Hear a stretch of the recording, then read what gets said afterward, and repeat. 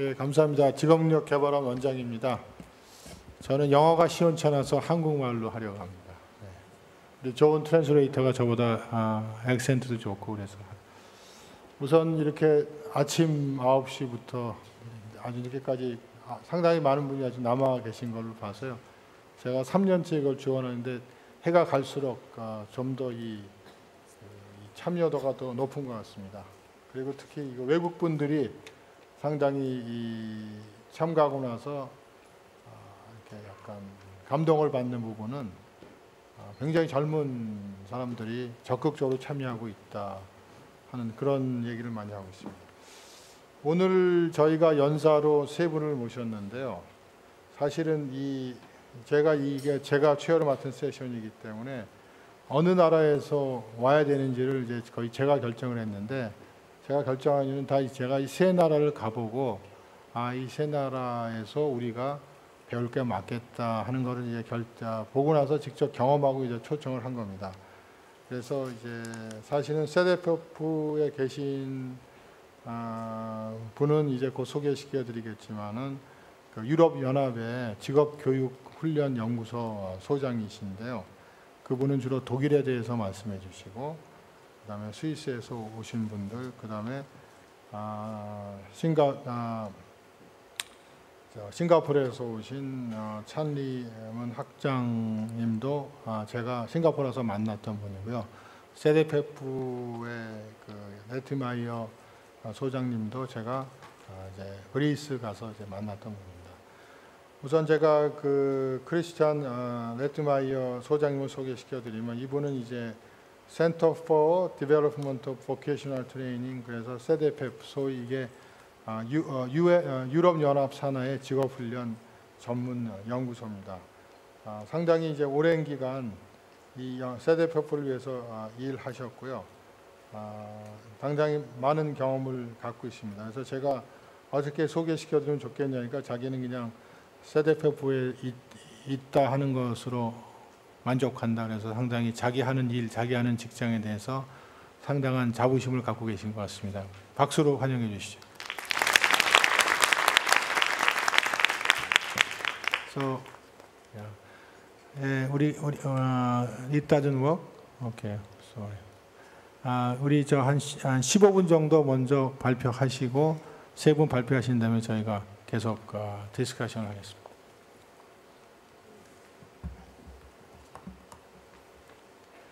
Good afternoon. Thank you, President Park, dear colleagues, distinguished guests, ladies and gentlemen.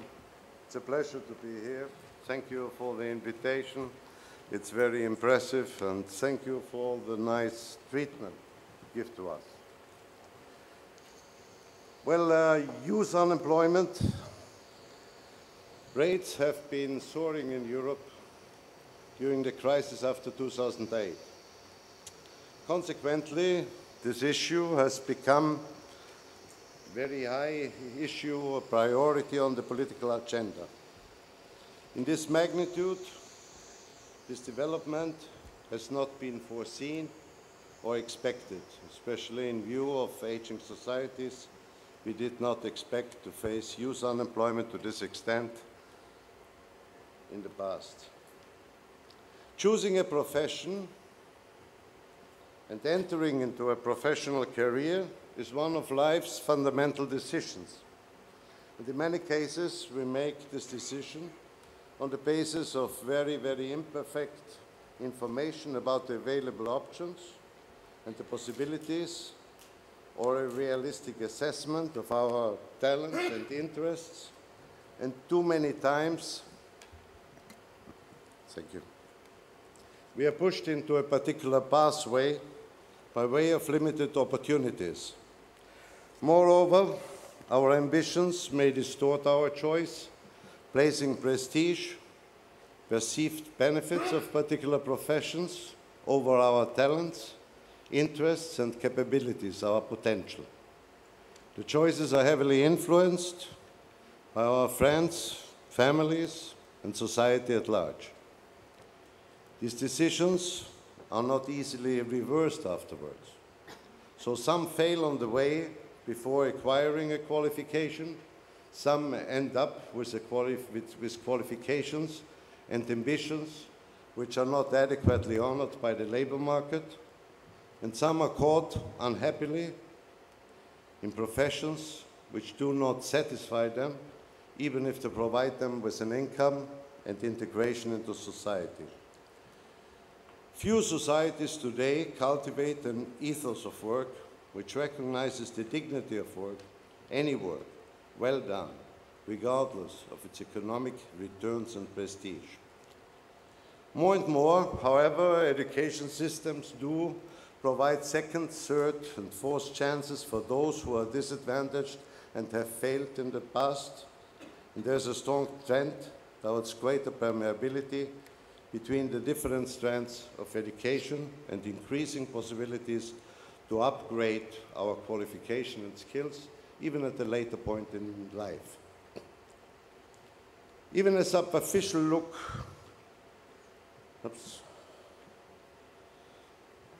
at the youth unemployment rates by country shows that some of the EU member states have done much better than others. The best performing countries have been Germany and Austria, but also Switzerland is doing very well, although it's not reflected here. And the conclusion that functioning apprenticeship systems are a major factor for the better performance has been a hypothesis which has been widely accepted by most.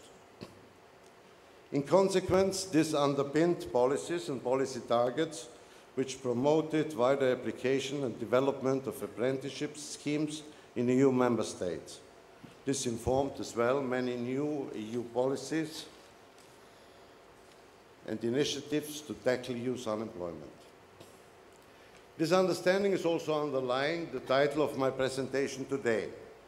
I have not chosen it myself, and I'm bound to disappoint you because there is no secret and there is no single reason why these countries perform better than others, but there's a whole universe of reasons, and certainly not all of them concern education or vocational training. I would also like to point out at this point that there are fundamental differences between the systems in Germany, Austria, and Switzerland. And in all these countries, apprenticeship systems are not working as smoothly as aficionados sometimes seem to propagate, and the systems have and are constantly undergoing change to address arising problems. In fact, the ability to constantly adapt these systems is one of their strengths. Educational institutions tend to be better funded if there is a high demand for their services. This is obvious for private institutions, but holds true also for public-funded institutions. This relation is, however, not unidirectional, because investments, in particular educational strands, do create opportunities, and these opportunities, in reverse, also influence the demand. Meaning, also a comparatively rich offer of vet and apprenticeships by itself is an important factor in the decision of individuals which pathway to pursue. The part of the attractiveness of a qualification, and we all have learned this the hard way, is its labor market relevance, and thus the probability to find adequate employment after you concluded the qualification. This labor market relevance hinges also on the perception of employers who may value a dual education-based qualification higher than if the same qualification had been acquired in a school-based manner. In fact, data indicate that the immediate employment effects of work-based learning on the upper secondary level are more attractive to employers. Employers place a premium on work experience. Now, apprenticeship is defined as an education training whereby the learner enters into a contractual relationship with an employer. The employer, as part of this contract, commits to train the apprentice, and the apprentice commits to work and to follow the training. In addition, the apprentice is registered and follows instruction in a vocational school. Hence, the apprenticeship system today in Germany is also called the dual system. At the end of usually a 3-year period, the apprentice acquires a qualification which is closely related to a specific occupation or profession. Usually, an apprentice spends 3 to 4 days per week in the enterprise with the employer, and 1 to 2 days in the school. The alternation between the workplace and the school is an important feature and differentiates apprenticeships from other forms of work-based or workplace learning, like internships, for instance. The roots of the system go back a long time. It has traditionally been understood as an ideal way to acquire the skills for a craft which require manual dexterity as an important skill. It is for this reason that apprenticeships have been viewed as a proper way of instruction for those learners who had a preference for practical applications over academic or theoretical instruction. Today, we believe work-based training is also an effective form to acquire soft skills, such as integration skills into a workplace, to work in a team, to come punctual to work, to communicate with customers, actually what the Americans sometimes call the so-called employability skills. Today in Germany, you can acquire almost 350 qualifications through apprenticeships. In Austria, by comparison, there are only about 250. These qualifications cover a wide range of related professions corresponding to the changing structure of the labor market and newly arising needs. So you do have professions now in solar technology, you have it in waste management, you have it also in all kinds of services. Some apprenticeships are offered which provide only very basic qualifications. This responds to the reduced potentials of disadvantaged groups. Other apprenticeships, on the contrary, are providing a set of complex skills and provide qualifications which, in fact, require even tertiary education in other countries. Contrary to other countries, Germany has responded to rising qualification needs, besides increased university attendance, by upgrading and continuously expanding its apprenticeship system. This has not been the case in Austria, at least not to the same extent. Austria has much more extended its school-based vocational education. However, also this has been a successful strategy and helped to keep youth unemployment low, probably because the schools were established in very close relation with industry and companies and are governed in cooperation with the employers.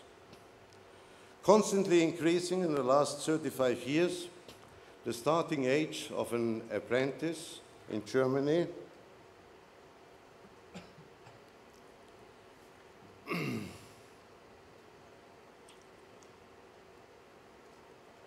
is today 20 years, meaning on average a starting apprentice is 20-year-old.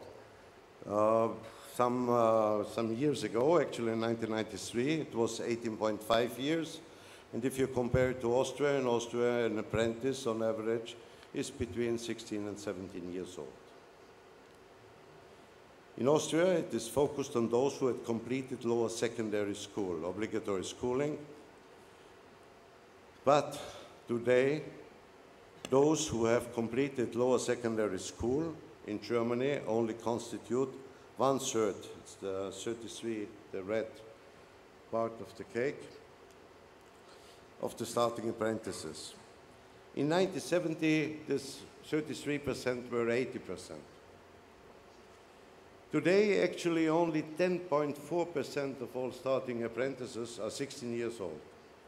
The largest group now, 43%, had an intermediate secondary school leaving certificate, and 21% had university entrance qualification, meaning at least completed upper secondary education.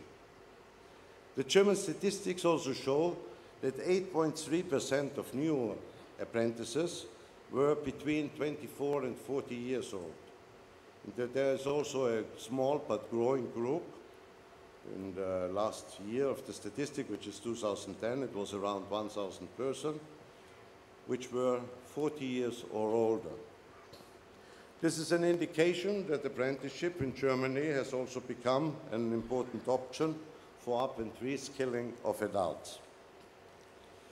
Apprenticeship in Germany in traditional occupations and crafts offer possibilities for professional development and the acquisition of a master degree after a number of years of practical experience and additional practical and theoretical training after the completed apprenticeship. Becoming a master still opens up career possibilities and has been traditionally a route to entrepreneurship.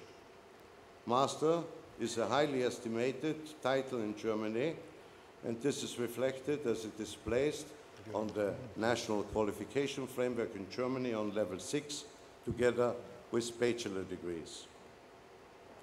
As permeability between educational strands has increased, a completed apprenticeship in Germany also allows access to higher education, like the Fachhochschulen or specific faculties at universities. This possibility, however, is still used only by a minority of people, but it is an important aspect for the decision to go into an apprenticeship to know it's not a dead end. So overall, apprenticeship in Germany has remained an attractive option for learners. This is also true for Austria, even though its apprenticeship rates indicate to a lesser degree.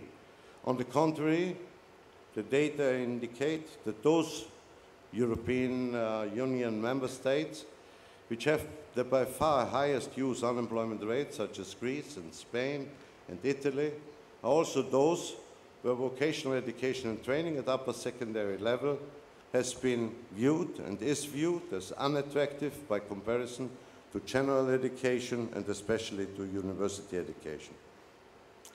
The higher average age of German apprentices is also important as it changes the relationship between employer and apprentice. For example, 20-year-olds do not fall anymore under protections of minors by labor laws. It has been argued that German employers embark on apprenticeship training out of a sense of societal responsibility. However, results of service have shown that this reason does not play a very dominant role. Primarily, apprenticeship training by enterprises is part of their recruitment policy. Firms indeed already invest into the selection of apprentices and retain a high proportion of their apprentices after the program has been completed. We recently at CEDEFOP tried to analyze the results of the World Competitiveness Yearbook of the IMD and have run some analysis to the question they included in their survey was, are apprenticeships sufficiently implemented in your country? You should understand the survey is a question to about 5,000 business executives, which is done and repeated every year. The appreciation is highest, of course, for Germany, Switzerland, and Austria, which reflects, however, the appreciation of these business executives for the apprenticeship system. When you do some further analysis with this, we find out that executives clearly associate the sufficiency of apprenticeship in their country with the ability of their companies to be able to adapt to market changes. In addition, in countries where executives believe that employee training is a high priority for their companies, there's also a greater tendency to believe that apprenticeships are sufficiently implemented. There is a very strong negative correlation between levels of youth unemployment and the perception of the business executives. What I find interesting in these results and what needs further analysis is that companies who do train apprentices also seem to embark more on training of employees in general. they so become better training, learning environments. And this actually enables them to be more innovative. Across the EU, and I will do this as last point, but it is important, we find out that 25% of enterprises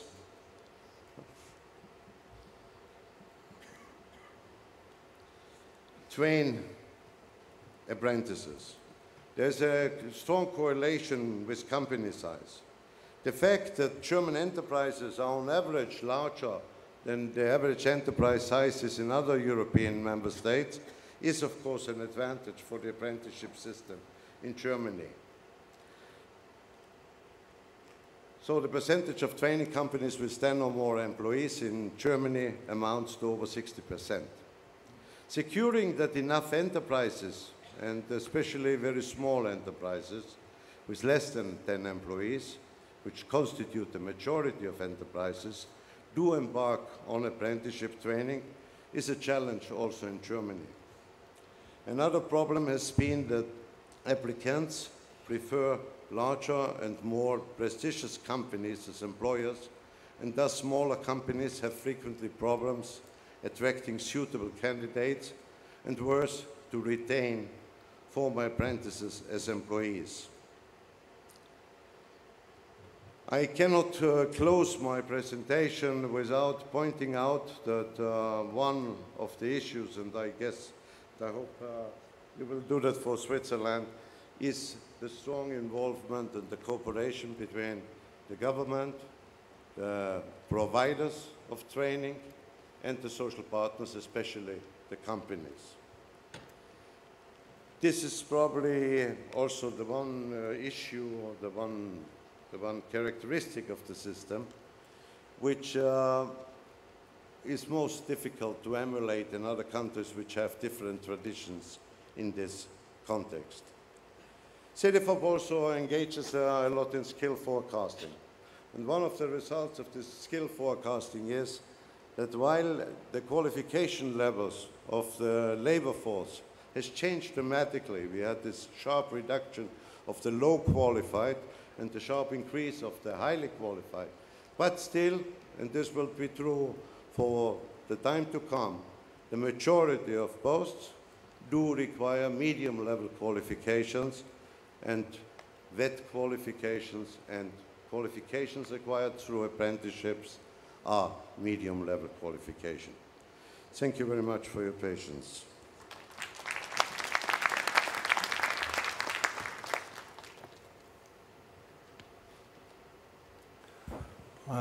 Can you hear earphone? No? Okay. 두 번째 연사는 우슬라 레놀드라고 그 스위스 이코노믹 인스티튜트의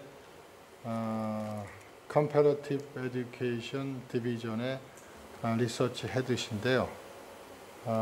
이분은 일단 그 스위베트라고 여기 59페이지에 그 나와 있는데 양력이 스위스 페더럴 인스티튜트 포 보케이셔널 에듀케이션 앤 트레이닝의 그 소장을 하셨고요. 스위베트는 이 크리벳하고 그 자매 그 MOU 관계를 맺은 거고요. 현재 그 경제 경력이 다양하십니다.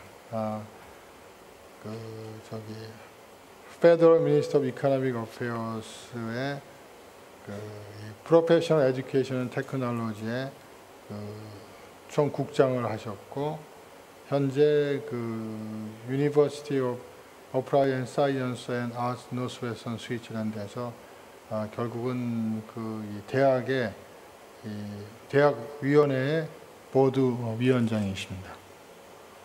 네, 플리즈. 큰 박수로 좀 환영해 주시죠. 안녕하세요. Dear Chairman, dear panelists, it's a great pleasure for me to be among you to contribute to this amazing HR forum. And let me a little bit talk about the Swiss system. First of all, I would like to start with the motivation I have some impression why the chairman invites Switzerland to contribute to your conference. I will a little bit speak about our outcome effect of the vocational education and training system. And then I go a little bit through key factors in preparing young professionals for their career. What are the mainly key factors that strengthen those career pathways? And I finally end up with Switzerland's education system so that you can understand what is the universe, as I cite Christian, what is the universe of the secret of vocational education training in Switzerland. I can make it short because Christian Lettmeier already talked about that. Switzerland has one of the lowest youth unemployment rate, and that's maybe sometimes the reason why a lot of countries are traveling to Switzerland and inform themselves why is it so that you have such a low youth unemployment rate. It depends a little bit on the kind of statistic that you use, but nowadays we have 3.5% only young people which are not employed. If you compare, for example, the closeness to the labor market, that means the relation between the adult unemployment and the youth unemployment, you see where you have sometimes problems and where Germany and Switzerland fits quite well. I just have a look here, Switzerland with almost proportional relation between the adult and the youth unemployment rate. Germany also like that, while the Korean have a factor 3, means that you have much higher youth unemployment rate than an employment rate among the adults. So I've often got the question, is it still worth to do a vocational education training? Can you earn money with having a vocational education training? And from research we know that the return on education is quite high. So I'm going through the different pathways that we have in our educational system. You see, it's the return on investment means how much you spend privately for your education, how much you will earn during your lifespan. The green line is the private return on education. The blue line is the fiscal return on education, which is quite important, how much subsidies the government spend for this pathway and how much tax they will get as a return. And the social return on education is the average between the two, the blue and the red one, the blue and the green one. So you see vocational education training has quite a high return on investment compared to the lowest education level. It's almost similar to baccalaureate, which is a kind of high school in our country. But if you imagine that after having a vocational education training pathway, you go up with a further education. Mr. Lettmeier mentioned the so-called master. In German, it's Meister, master education. If you add that, then you see, I mean, in Switzerland, you can really earn a lot of money with having a pathway from vocational to professional education compared to the university education level.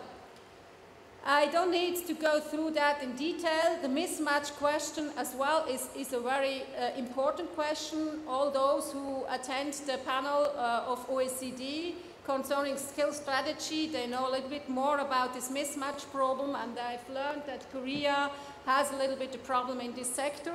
So again, here Switzerland is quite low when it comes to the mismatch. That means the education, the qualification that people have in Switzerland matches almost the need of the enterprises.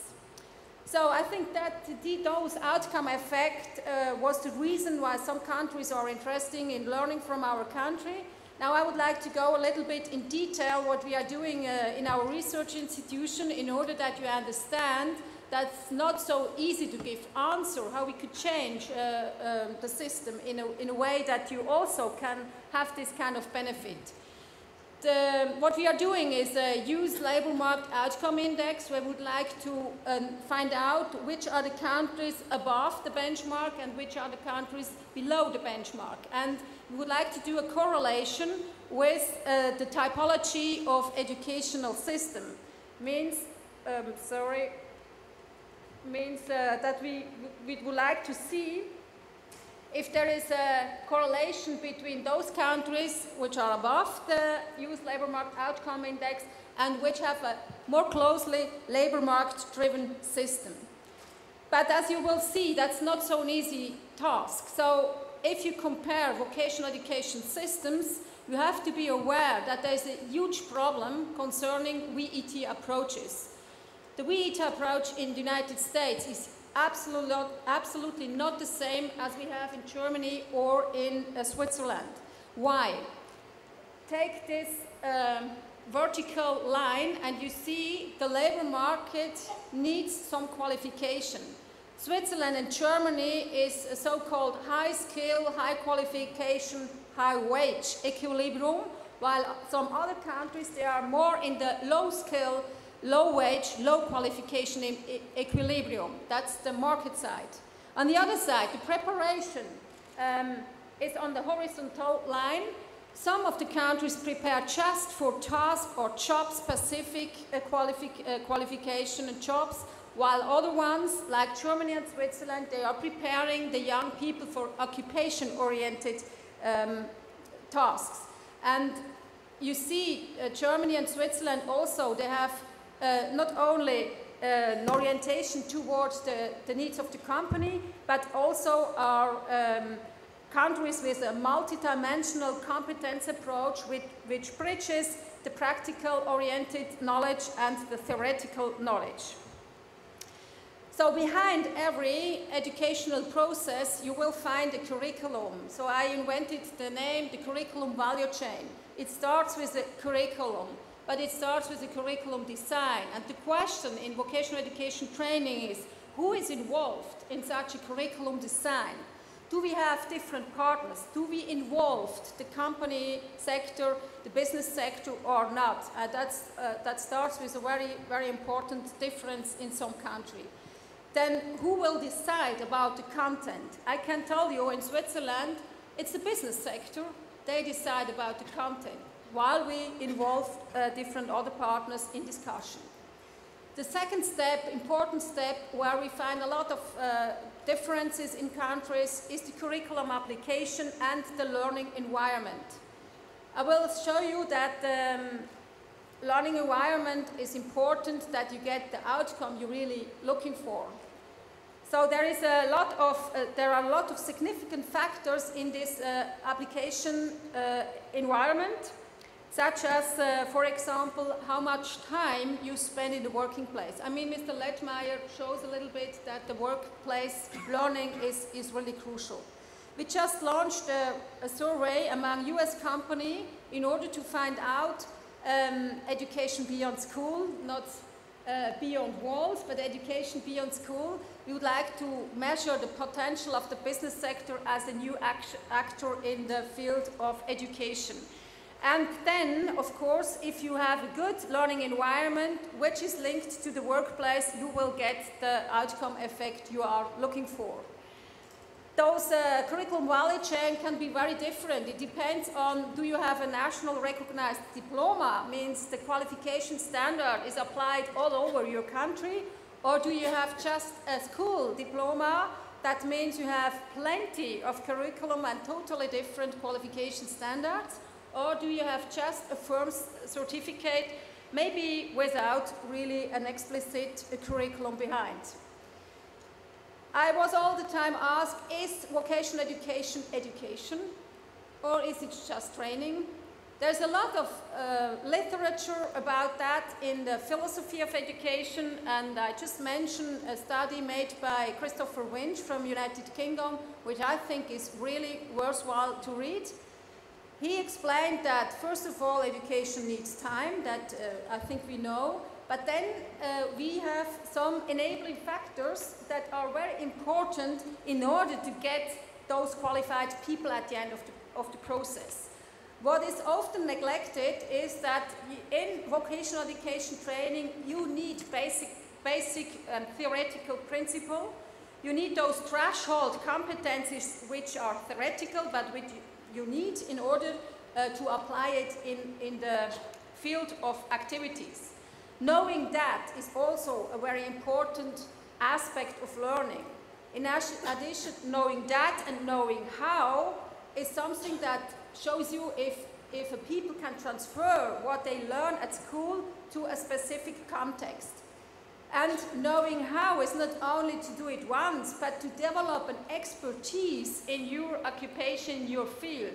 And all of us know developing an expertise needs time and needs applications in unexpected and unfamiliar situation. And guess what? Where you can learn that best, I think it's the workplace, and it's only the workplace. So if you would like to educate people with an expertise, being creative in solving really problems, you have to expose them to workplace learning.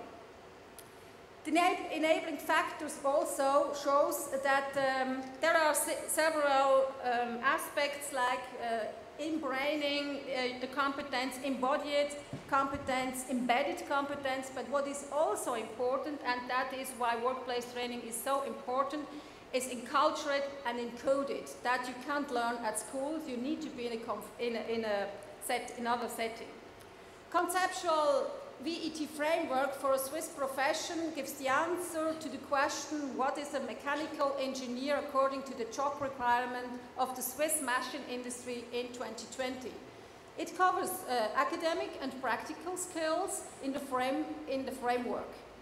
The host companies ensure that young professionals are trained in all relevant job qualification and in those enabling conditions that I just explained. And this is very important to raise the attractiveness of vocational education training, they ensure the next pathway, that means the access to the further education. So the overview about the Swiss vocational education training system is like that. And first of all, I start with a quote which I think is very important on an international conference. Changing education system is a hard thing, but we have to be aware that the national, I quote Sir Michael Sadler, an old researcher from United Kingdom, he says a national system of education is a living thing, the outcome of a forgotten struggle, of difficulties and of battles long ago. It has in it some of the secret workings of national life. It reflects while it seeks to remedy the failings of the national character.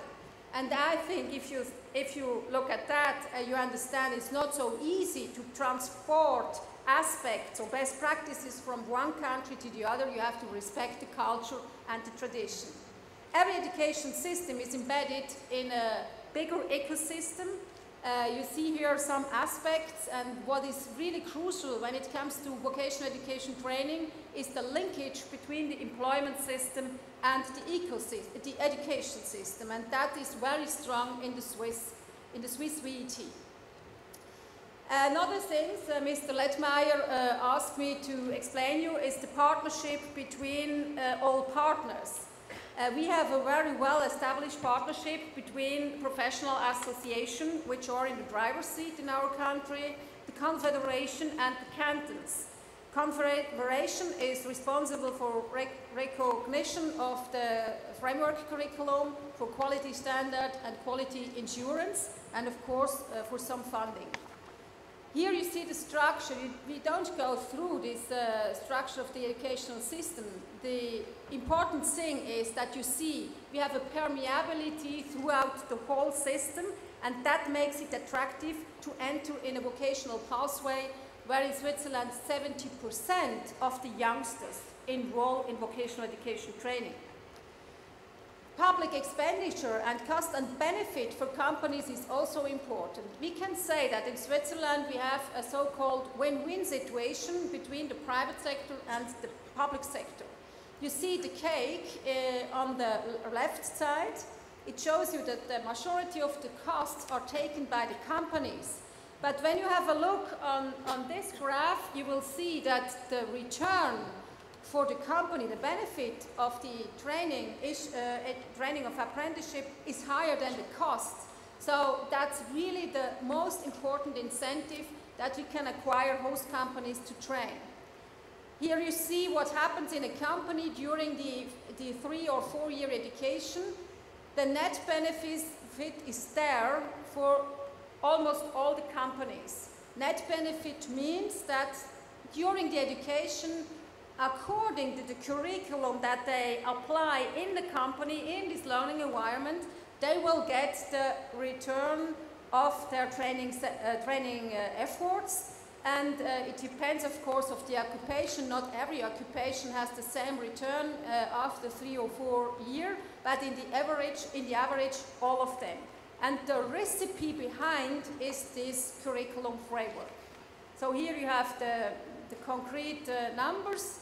Net benefit for companies in a 3-year education is €8,900. In a 4-year, it's a little bit less, because 4-year education are polytechnicians, automaticians, the very high-level, high-skill occupation.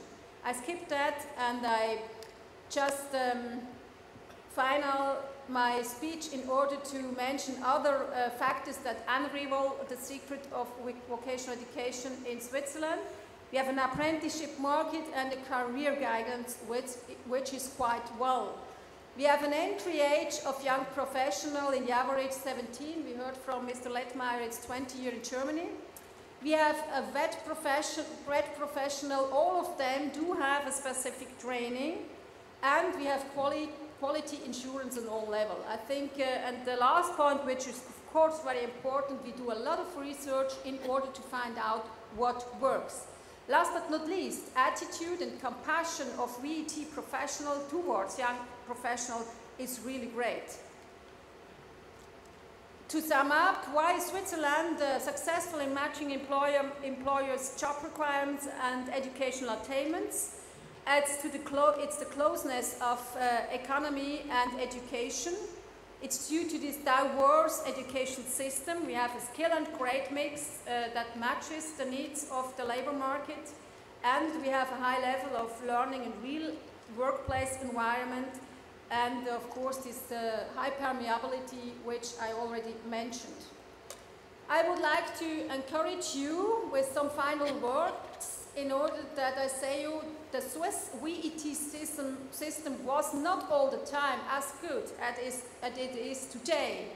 Different reform processes were accomplished in the last 2 decades, and those were the driving forces behind our actual success.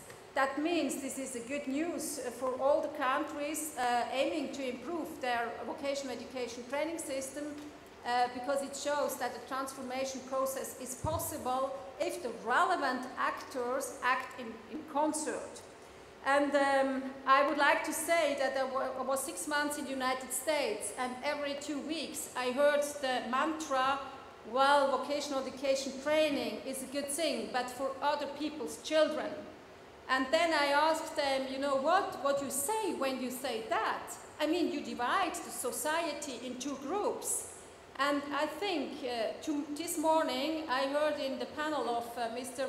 Fukuyama that we have to overcome this stigma in vocational education training, and I invite you to share my dream. I have really the dream that the people will, in the near future, will live a life where we don't judge them by the educational status, but by their character and by their attitudes and by their passion and their ambition and passion towards contribution in the society and in deployment. And if we build a movement out of this conference, and I think you are the leader who strengthened really the most important topic of the 21st century, if we can build together a movement, we will do something very important for the next generation.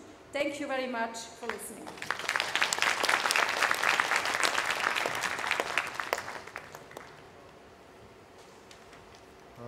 레놀 박사가 우리 박근혜 정부가 지금 주장하는 능력 중심의 사회를 지향하고 있는데 거기에 대해서 좋은 말씀 해주신 것 같고요.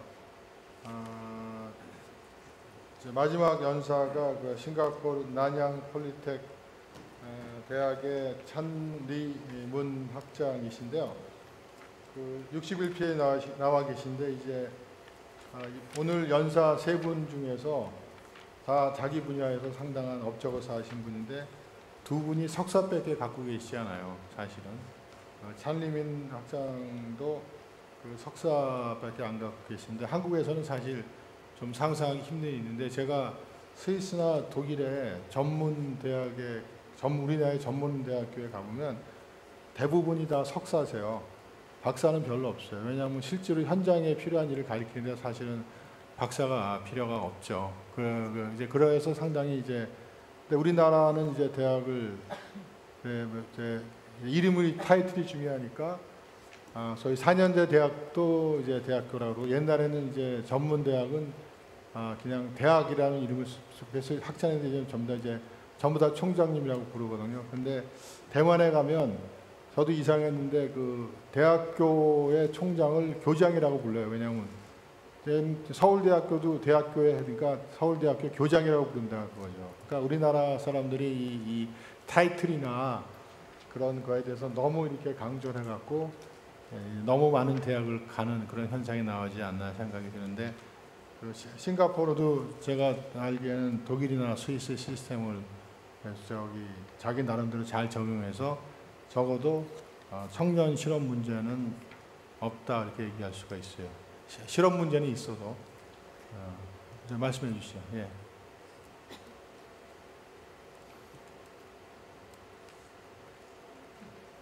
Thank you, Chairman. Before I start, let me give a couple of general comments. First of all, I have visited a number of Korean partners in the universities and polytechnics here, and what I saw is something that I think people like ourselves in Singapore could also learn a lot from. The other thing is that I'm not a policymaker, I'm not a researcher, I'm just a practitioner in the provision of technical education and training.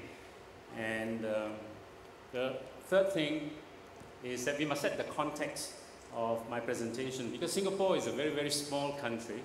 Although we have about 5.3 million people, only 3.5 million are actually Singaporeans. So the context of 5.3 million people in an area of 650 square kilometers is a very, very different kind of a proposition to many other different countries. So please put that context along with the presentation here. Now, I think you have seen this graph from all three presentations, but basically we are saying that Singapore has got a 6.7% youth unemployment in 2012. And indeed that is among one of the lower ones. And I would like to believe that because I'm a practitioner, because I'm a provider of TVET, I would like to claim that it is all because of our efforts, and that's why the youth unemployment rate is so low. But it is not. There are a whole host of different reasons why youth unemployment is low in Singapore. And while TVET is important, I will highlight the other factors as well. First, I'll start off with the Singapore education system.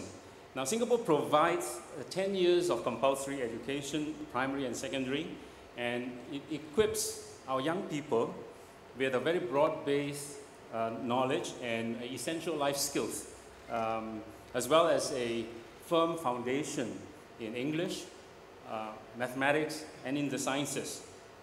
After the secondary school, school leavers have three main pathways to choose.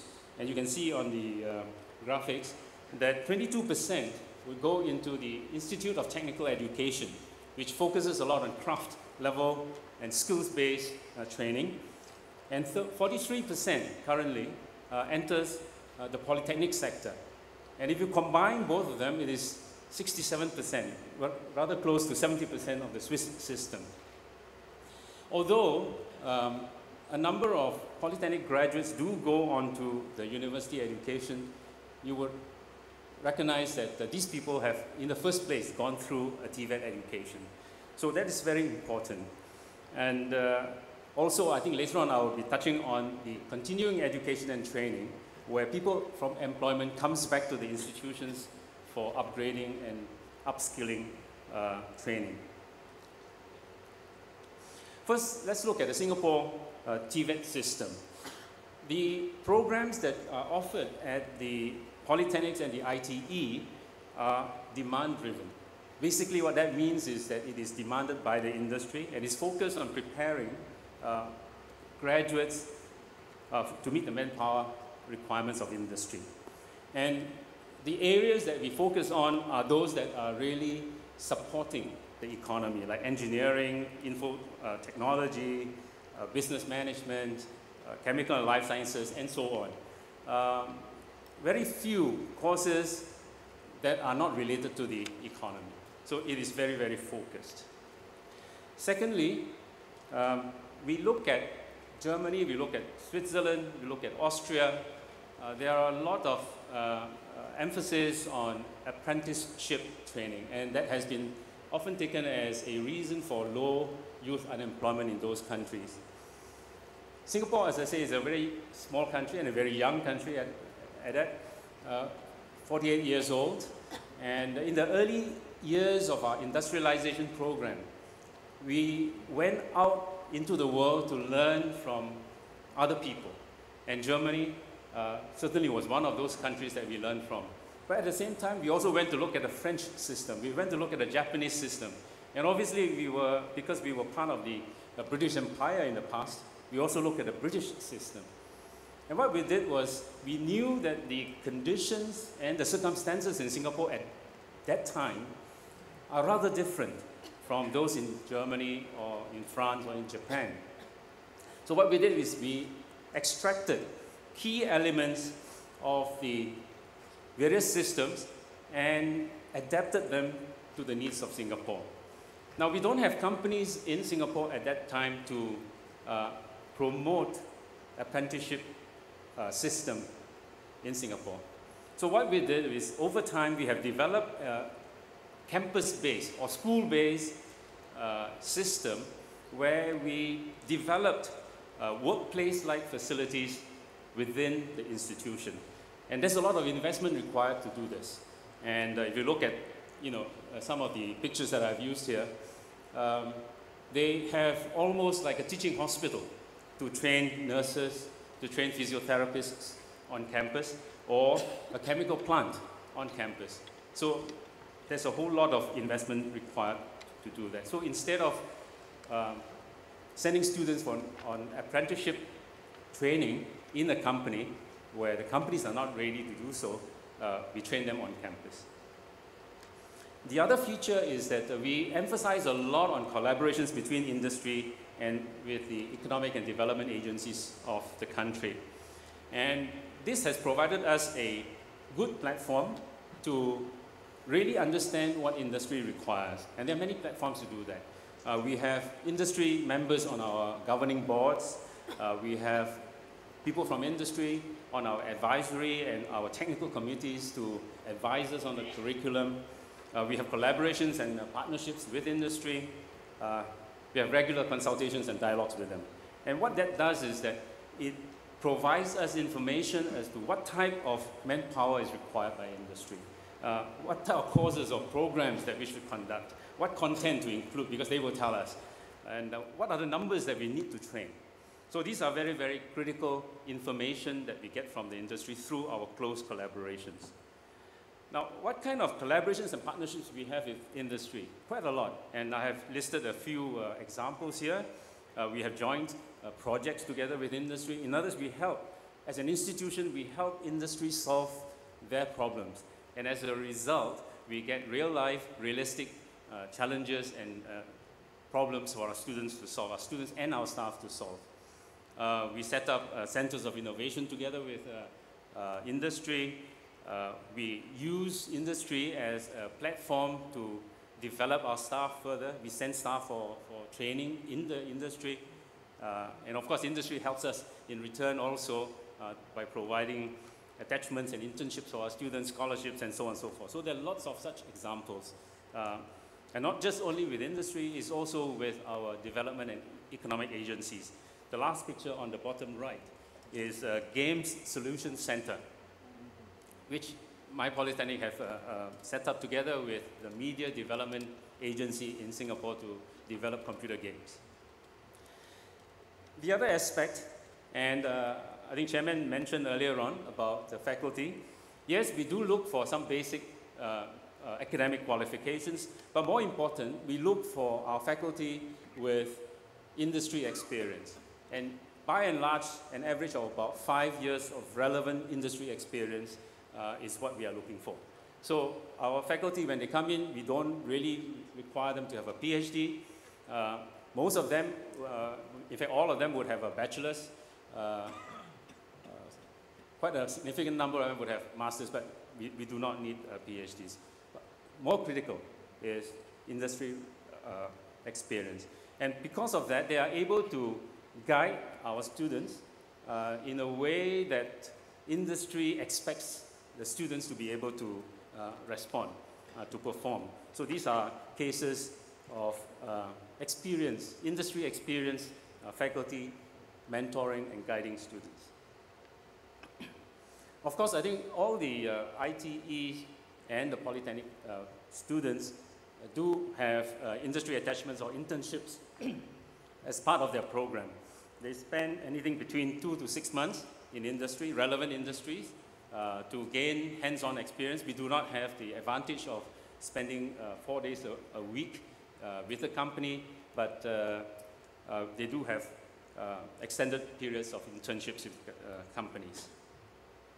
So these are examples of them, from the business to the healthcare, to the engineering and to the media industry and so on.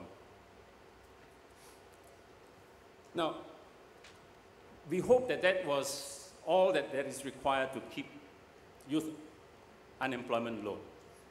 But if you have very well-trained graduates, there must be jobs for them. And how do we get jobs? The economy must be doing pretty well. So I think apart from a good and robust TVET system, you have to have a vibrant and a growing economy. An economy that is able to attract high value added investments, an economy that helps local SMEs to upgrade and to expand, and as well as to create jobs in the process. As a result, that there will be employment opportunities. I think that's very, very critical. The other thing that we looked at is, while we train, how do we know how many to train? And if you have finished training them, are they able to find jobs? So there must be some balance between the supply and the demand for trained manpower. And in Singapore, because we're very small, we are able to do quite a bit of this manpower planning. Now, as I said earlier on, the institutions here, the ITs, the polys, and the universities, have very close collaborations with industry and economic and development agencies. And through consultation, we get a good sense of ground-up sensing of the industry demand. But at the same time, there is a high-level committee chaired by the Minister for Manpower and represented by people from the Ministry of Manpower, Ministry of Trade and Industry, Ministry of Education, as well as the Economic and Development Agencies inside this National Manpower Council. And what they do is that they get information from the industry through surveys, through studies, to gather enough data to form a picture of what is required by the industry in the years to come.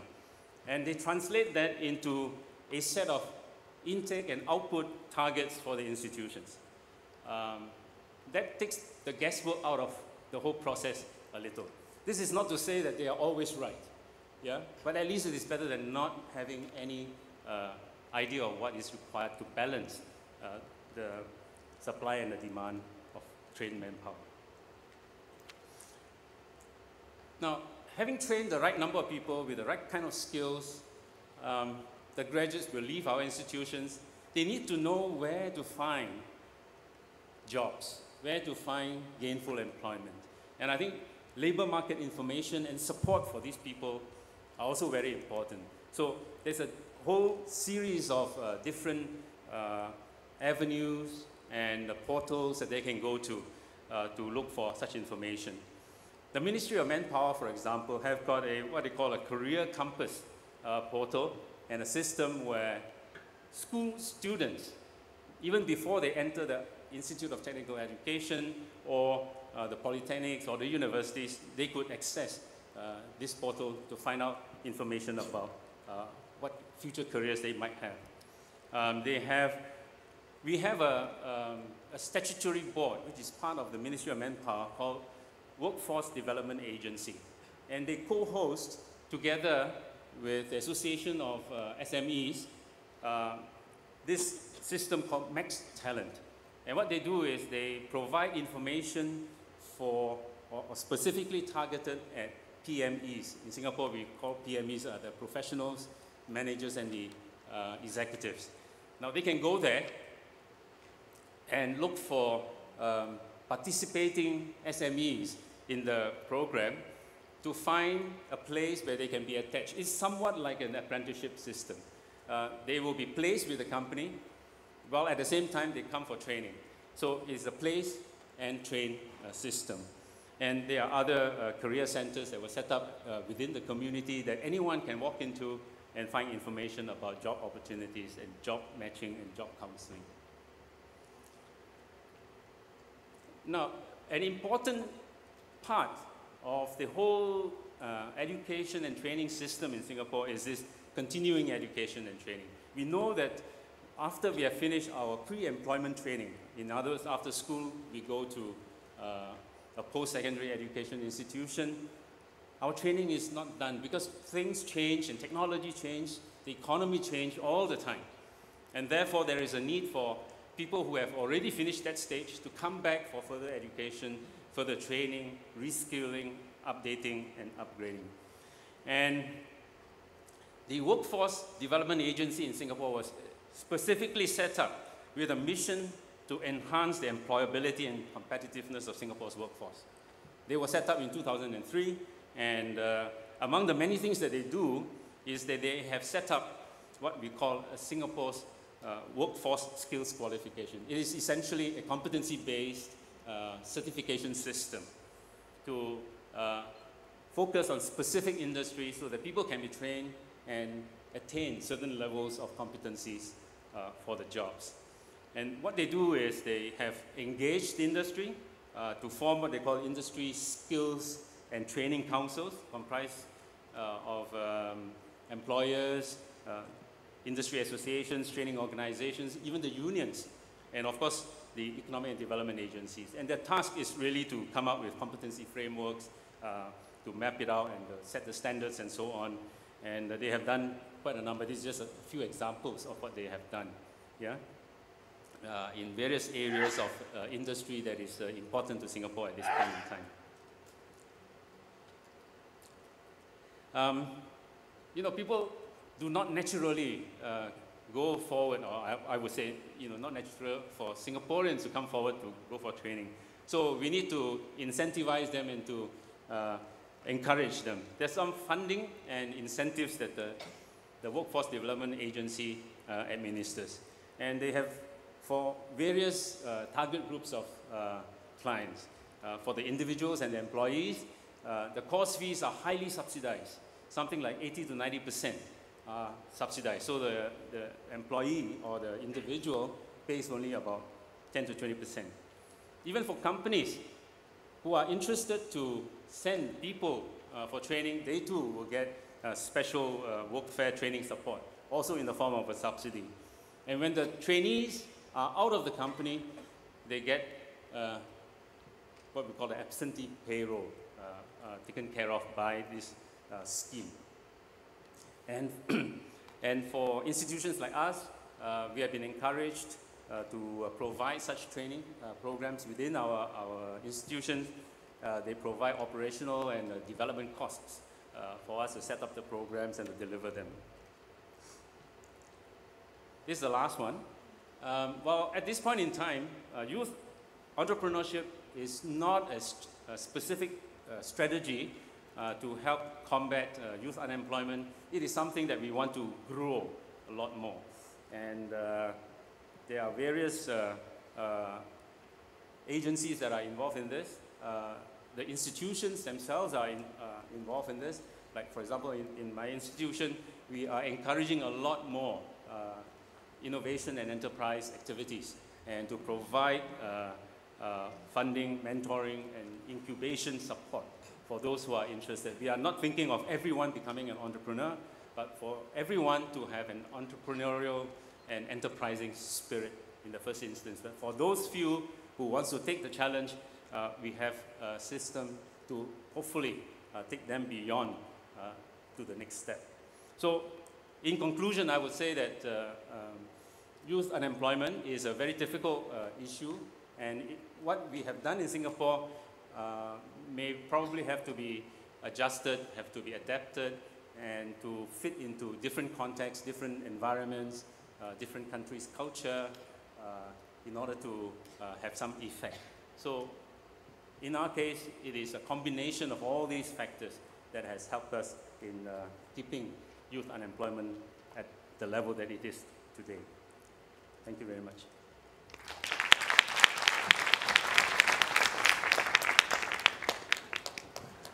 감사합니다. 제가 작년에 난양 폴리텍에 갔었는데요. 우리 학자님 초청으로 제가 거기서 우리나라 전문 대학교나 폴리텍하고 차이가 나는 거는 굉장히 많은 싱가포르의 회사들이 실제로 여기 학생들을 트레이닝 시키고 프로젝트를 같이 해서 제품도 개발하고 하는 걸 보고 나서 참 부러운 생각이 많이 들었습니다.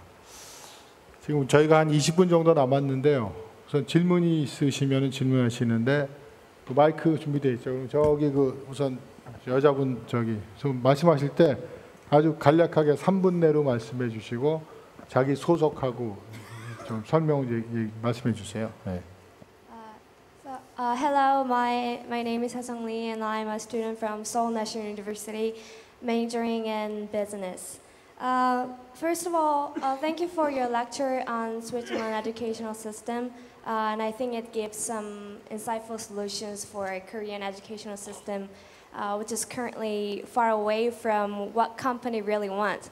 But I think there is a risk that strong correlation between educational system and employment might discourage students who are interested in more pure studying, such as anthropology, literature, or theology, and so on. So I was wondering, is there any additional efforts Switzerland is implementing to embrace those students, to help those students get a job?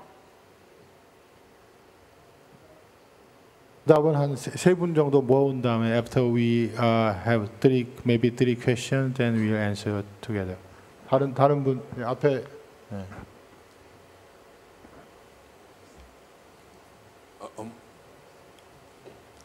Good day. My name is Ian Batiste. I am from the Caribbean, Grenada to be exact. My question comes along quite similar to the one that was posed. I'll broaden it. And there seems to be a consensus among the panelists that a tight match between the economy and the curriculum is key to the success of this. So you discuss to some degree the technical challenges associated with doing so. The technical, by that I mean what you need to do and how you need to go about doing it. I haven't heard much discussion about the political and cultural challenges that you face. That is to say, the legitimacy issue. What makes this kind of system legitimate? What gives it political authority? And what gives it the kind of cultural and societal support that it needs in order to work? What are those political and cultural challenges that you face in rolling out such a project? 예, 감사합니다. 제가 한 분만 일단 더 받아보겠습니다. 이제 체어맨보다 우리 마이크 가지신 분이 더 파워가 있어갖고 먼저 선택이 됐네요. 네. Please. Yeah.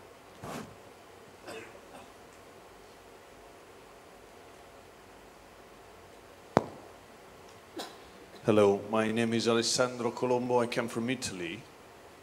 I come from a very rich region. We're not like Switzerland, but we're very close to Switzerland.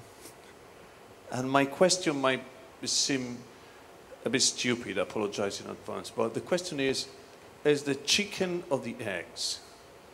So you have an effective vocational education and training system because you are Switzerland, or you are Switzerland because you've got an effective education and training system. Beyond the question, there is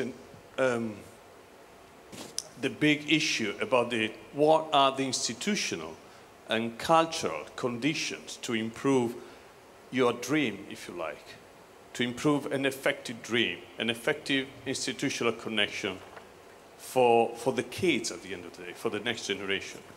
Because if you're talking, for example, the other important dimension is not just the unemployment, also the dimension of the governance. And this is also true for Singapore. So the importance of the government, because when you have to write curricula together with trade unions and the employees, you have to reach an agreement. And not everywhere you can do that without some conditions. So what comes first? Okay, thanks so much. 그러면 아마 세 분 다 하실 말씀이 있을 것 같으니까 우선 그 스위스랜드의 레놀 박사님도 먼저 말씀하시고 레트마이 그다음에 싱가포르 답변. Maybe 2 minutes and most. Okay, please. Yeah. Yes, thank you very much for those very interesting and important questions. I think there are no stupid questions, there are just questions. And it's important that we give you intelligent answers. I think your questions are quite complex, so there is no simple answer to that. I try to start with the chicken and egg question. I mean, what I try to explain you is VET is a specific education that focuses on the function, on the human resources function. So education system should deliver quantitatively and qualitatively the human resources your economy needs. So you shouldn't compare with Switzerland. Switzerland is in another stage of economy. If you have a look at the Italian economy, you should prepare your young people for this kind of economy. What I try to show is with the low-skill equilibrium and the high-skill equilibrium is that, for example, I know very well the United States, they are quite in a low-skill equilibrium, low-wage equilibrium, but they have the college for all strategy from the governments. So for me, it's clear that they never will fit the needs of the labor market. So I think vocational education training should be really linked to the employment system, and that brings us to the question of governance. I do agree with you that it's a problem if the governance, the ministries are divided in educational silos, labor market silos, social insurance silos. Nowadays, they should work together. And again, Switzerland has the advantage that since several decades, vocational education governance was in the Department of Economic Affairs. And we just worked together with cantons, but we were the steering authority which deals with professional association and the cantons. And of course, I mean, that's a very difficult question, how you can change that.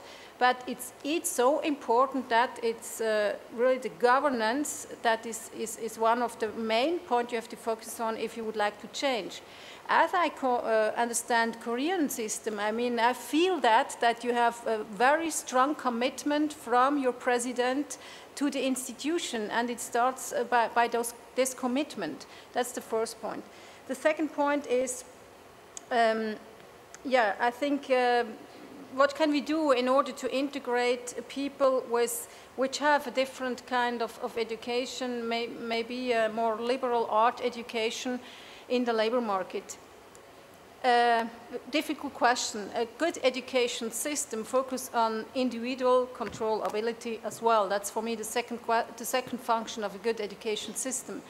And that means you have to learn to adapt yourself independently to the needs that the companies have. So focus on a second education, maybe do an apprenticeship after your first study, because we know from study that you will earn more if you have both an academic degree and a vocational education degree. So a difficult question. The most important thing is that every country should care about their brains, about the knowledge.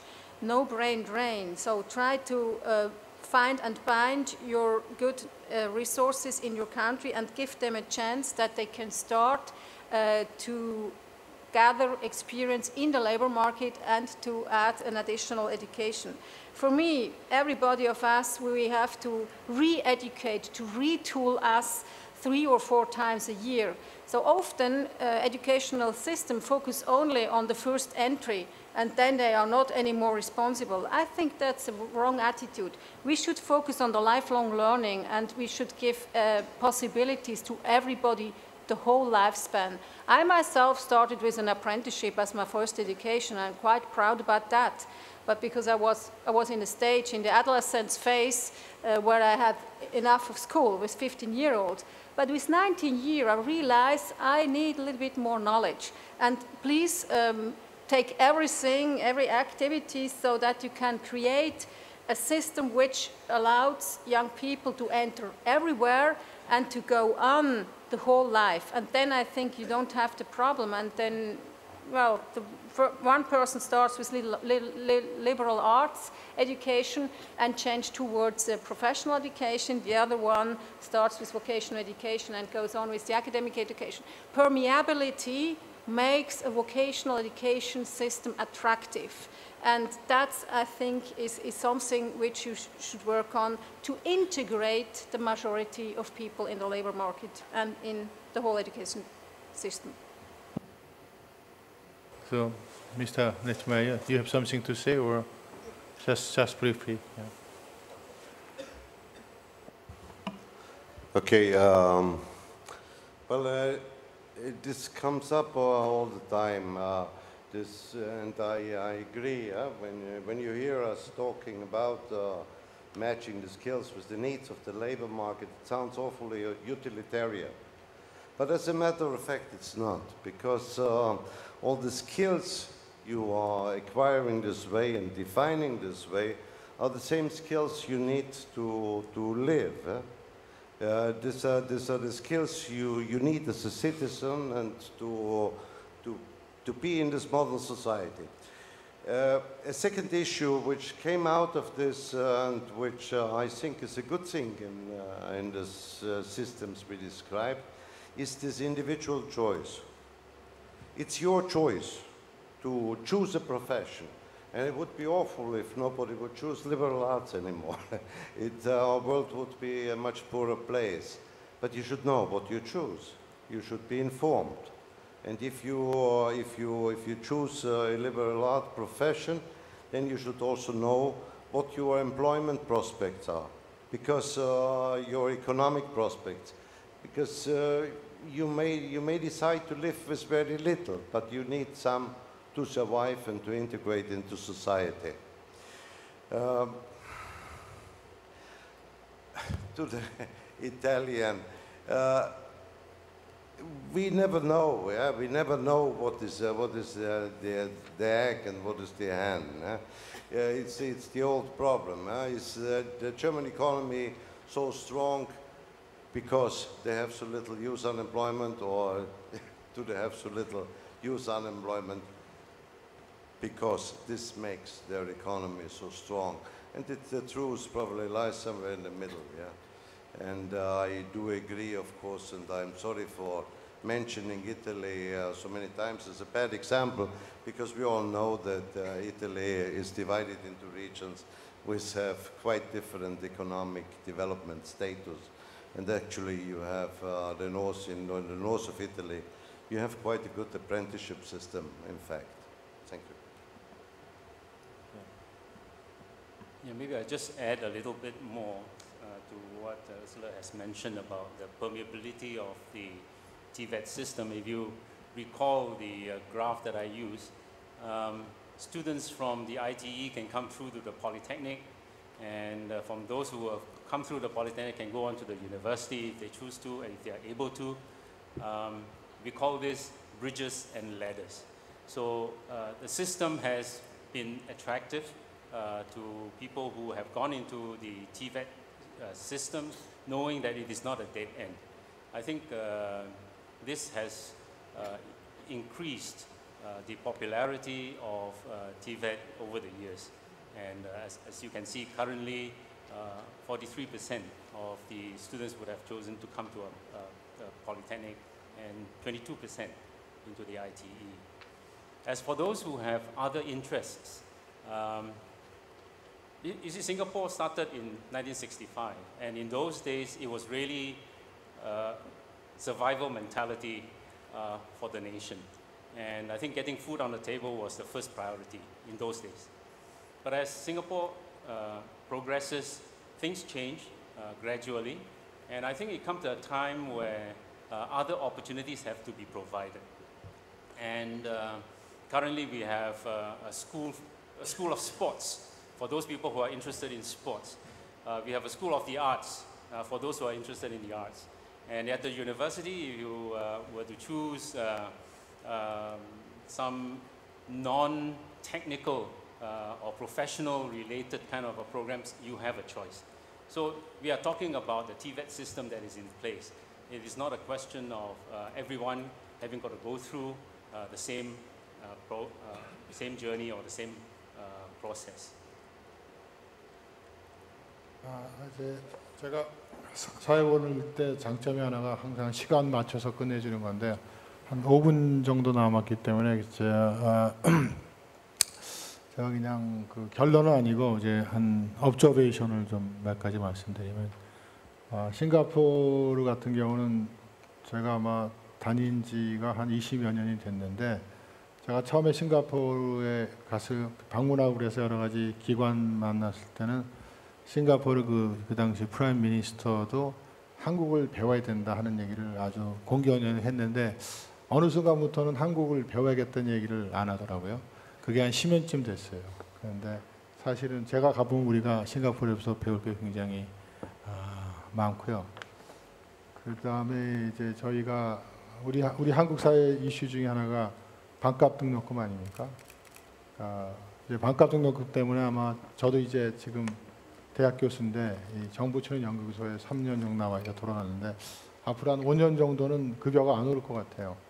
학생들 이제 그 등록금을 깎아줘야 되니까. 근데 저희 그 직업력 개발원에서 한 분석에 따르면 이게 그 등록금이라는 게 절대 액수니까 인플레이션이나 그런 거에 따라서 이제 그걸 어저스트를 해보면 사실은 우리나라 제가 대학 졸업할 때에 비해서는 GDP per capita로 했을 때는 우리나라 대학교 등록금이 반값으로 떨어져 있는 상태예요. 제가 대학교 다닐 때보다는. 그리고 지난 15년 동안 상대적인 의미에서 등록금은 전혀 오르지가 않았습니다. 그럼 왜 문제가 되느냐 하면 우리 때는 대학교를 졸업해서 학점이 4.5 만점에 2.3이었어도 현대 건설에 들어갈 수가 있었어요. 근데 지금은 4.5 만점에 4.0이 돼도 대부분의 대학생들, 특히 지방 대학생들은 원서조차 못 넣으니까 한 4, 5천만 원에 투자를 하고 나서 4년 있다가 직장이 없죠. 그래서 그런 문제 때문에 이제 반값 등록금이 사회적 이슈가 되고, 그래서 이 아까 레트마이어 그 소장께서 말씀하신 대로 뭐 보케이셔널 트레이닝을 받건 아니면 리버럴 아트를 해서 히스토리, 철학 하는 건 다 좋은데 할 때는 제일 중요한 게 뭐냐면 내가 이